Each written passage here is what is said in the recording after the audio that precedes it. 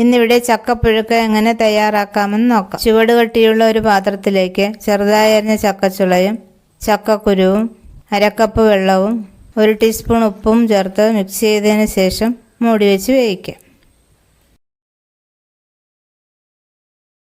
ചക്ക വേകുന്ന സമയം കൊണ്ട് അരപ്പ് തയ്യാറാക്കാം. മിക്സിയുടെ ജാറിലേക്ക് 1 കപ്പ് തേങ്ങയും 1/2 ടീസ്പൂൺ മഞ്ഞൾപ്പൊടിയും 1/2 ടീസ്പൂൺ ജീരകവും 10 വെളുത്തുള്ളിയും 3 ചെറിയ ഉള്ളിയും 3 പച്ചമുളകും ചേർത്ത് ചതച്ചെടുക്കാം.